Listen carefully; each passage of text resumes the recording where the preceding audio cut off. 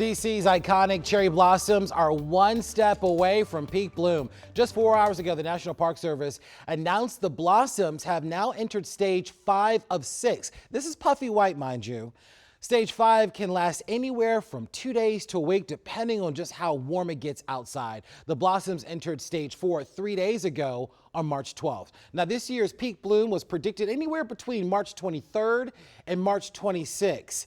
But of course, things can, often do, possibly could change given how the weather is just all in flux these days.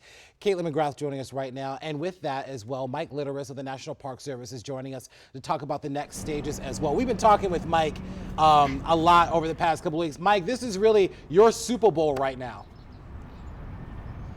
Oh, this is it. This is Super Bowl, Christmas, Mardi Gras, everything all rolled into one for us.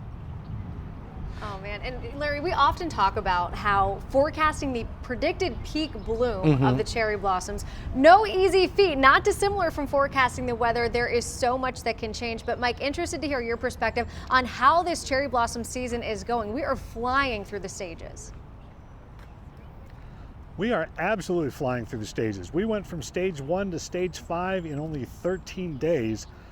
It's not at all unusual to wait 2 to 3 weeks to go from one stage to the next. So, you alluded to it. It is the warm temperatures that have really flown us through this.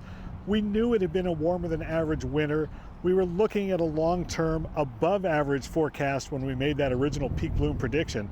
But I don't think on February 29th, any of us saw this stretch of 5 days in a row with temperatures in the mid 70s, a couple more days in the 60s coming this weekend.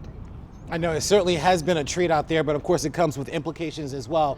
Mike, I'm curious, for the National Park Service, you're expecting an influx of people making their way down to the tidal basin. Given the fact that the cherry blossoms have now kind of exceeded their stages a lot faster, is there any special preparation that your department does in preparing for the additional people that will be down there?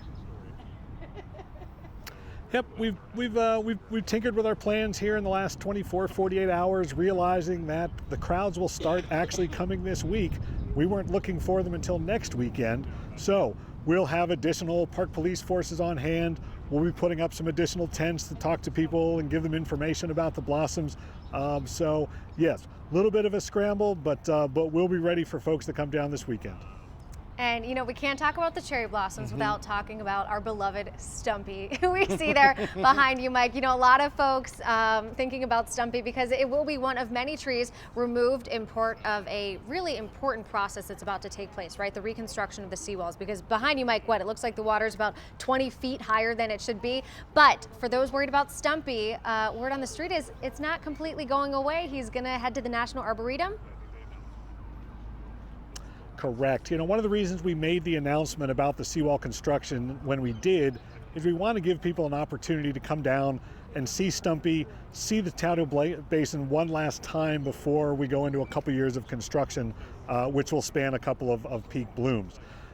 We're going to lose about 140 cherry trees around the tidal basin. Stumpy is one of them, but got some efforts underway to sort of keep them alive, not only in spirit, but actually on the mall.